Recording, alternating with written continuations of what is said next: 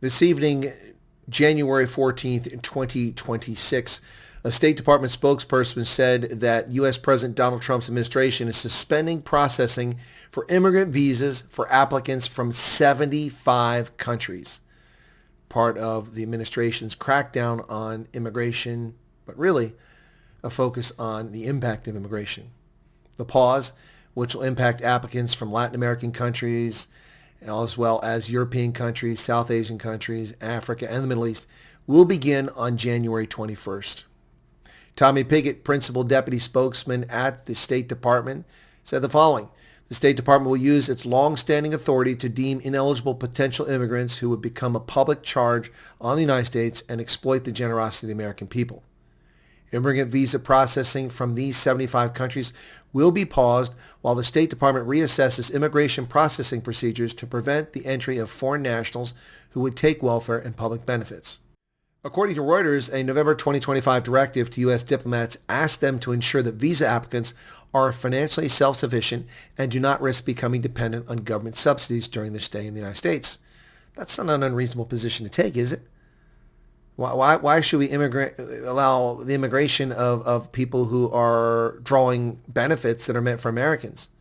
An immigrant should come here and contribute, not become a liability.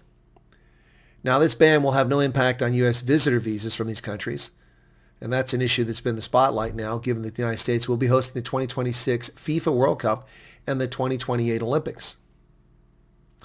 No doubt this move comes in response to the murder of a National Guard soldier by an Afghan national in the District of Columbia back in November of 2025.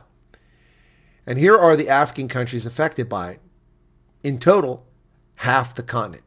Algeria, Cameroon, Cape Verde, Congo, Egypt, Eritrea, Ethiopia, Gambia, Ghana, Guinea, Cote d'Ivoire, Liberia, Morocco, Nigeria, Republic of the Congo, Rwanda, Senegal, Sierra Leone, Somalia, South Sudan, Tanzania, Togo, Tunisia, and Uganda. Now, no doubt this will be portrayed as a racist move by the administration, by the American Criminal Liberties Union, by pundits in the media, by the media in South Africa. But you'll notice something here. This list includes, if you look at the full list, countries with overwhelmingly white populations like Russia and Belarus, Bosnia, Georgia, as well as Middle Eastern, Asian, and African countries. The African countries include most of North Africa, if not all of it. Egypt, Tunisia, Algeria, Morocco. These are all majority Arab or white countries. So it's not based on race. It's not based on hatred. It's based on the risk that immigrants from those countries pose of becoming dependent. Looking at the statistics, we looked at the numbers, and 3/4 of the Somali immigrants who've come to this country live off of state subsistence decades after they arrived. That's a drain on America, one that we can afford given the debt we have. Also, no doubt there'll be a lot of noise from pundits in South Africa crying about this, especially from the racism angle.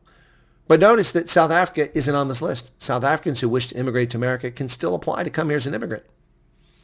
Interesting. Botswana is also not on the list, nor Benin or Burkina Faso, which has real problems. That may have just been oversight. So what's going on here? Well, the Trump administration is trying to make America a priority for Americans.